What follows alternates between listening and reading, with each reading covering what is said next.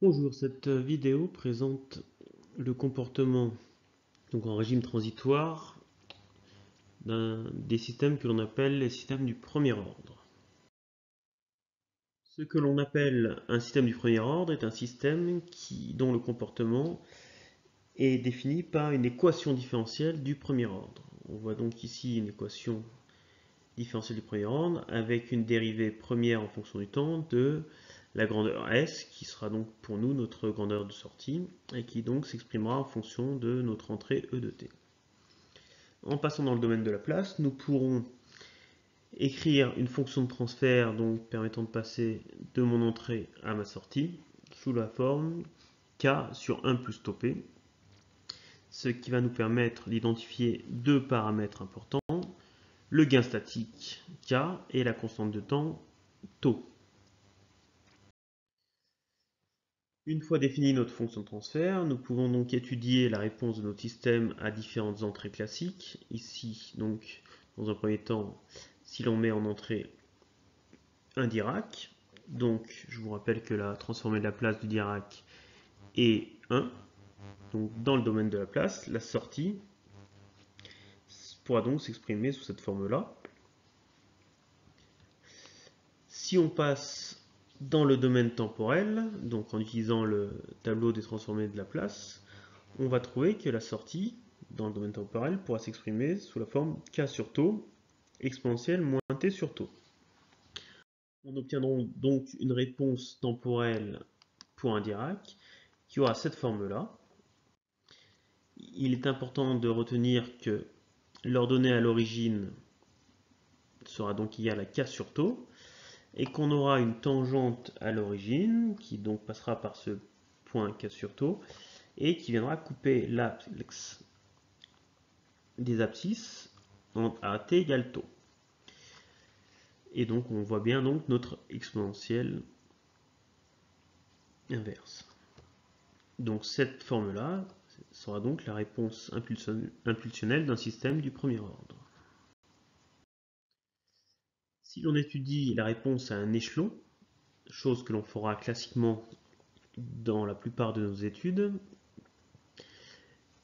pour un échelon, la transformée de la place est donc égale à A sur P, A étant l'amplitude de notre échelon. Et donc dans le domaine de la place, la réponse de notre système, donc S de P, s'exprimera donc par notre fonction de transfert multipliée par notre entrée A de P. Et nous pourrons donc décomposer cette fonction de la place là en deux éléments simples, avec un premier élément simple ici en A1 sur P et un second en B1 sur 1 plus tau P. En définissant les grandeurs A1 et B1, nous pouvons donc trouver que la sortie dans le domaine de la place aura cette forme-là. Et si nous repassons dans le domaine temporel, donc la sortie dans le domaine temporel aura l'expression AK, facteur de 1, moins exponentielle moins t sur tau. Donc cette forme-là, il est intéressant de la connaître. Et si l'on trace cette sortie donc en fonction du temps, on se rend compte que notre valeur finale va tendre vers A, donc l'amplitude de l'échelon, fois le gain statique, K, que le temps de réponse à 5% sera obtenu pour t égale 3 taux, donc à cet endroit-là, t égale 3 taux, que pour t égale taux, on obtient 63% de la valeur finale, et que l'erreur entre l'échelon donc de mon entrée et ma sortie quand t tend vers l'infini sera donc égal à A moins KA, donc l'échelon moins KA, donc ma valeur finale K fois A. Et donc si on a un gain statique égal à 1, notre erreur sera nulle.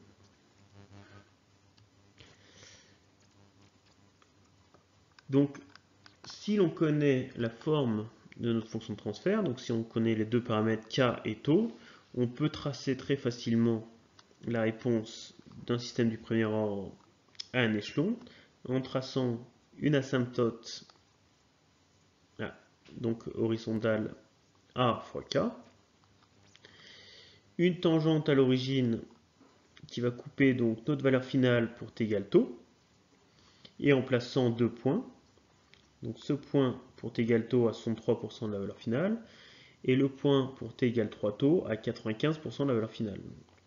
Donc en plaçant ces deux points, notre asymptote en t infini et notre tangente à l'origine qui coupe donc la valeur finale en t égale taux, on peut facilement tracer la réponse d'un premier ordre à un échelon. Dans le cas où notre entrée est une rampe, la transformée de la place d'une rampe sera donc égale à A sur P carré, A étant le coefficient directeur de la rampe. Dans le domaine de la place, donc la réponse de notre premier ordre, donc A sur 1 plus tau P, à notre entrée A sur P carré, va pouvoir s'écrire et se décomposer en trois éléments simples. Un élément simple en 1 sur P carré, un élément simple en 1 sur P, et un autre élément simple en 1 sur 1 plus tau P. Donc ici, on reconnaît la transformée de la place d'un polynôme du premier degré, d'une constante, et ici d'une exponentielle inverse. Et donc, dans le domaine temporel, nous obtiendrons une réponse qui aura donc la forme AK facteur de t, donc la transformée inverse de 1 sur p carré, moins tau, donc la constante que l'on a ici, et plus tau exponentielle moins t sur tau, donc l'exponentielle que l'on a ici. Si l'on trace cette réponse-là, donc en bleu nous avons l'entrée, E de t, nous obtiendrons donc une courbe qui va tendre vers une asymptote infinie qui sera donc une droite, avec un petit régime transitoire ici en exponentielle. Donc le régime permanent, quand t tend vers l'infini, l'exponentielle disparaît, et on a une droite qui va avoir pour équation k t moins tau. Donc si k égale 1,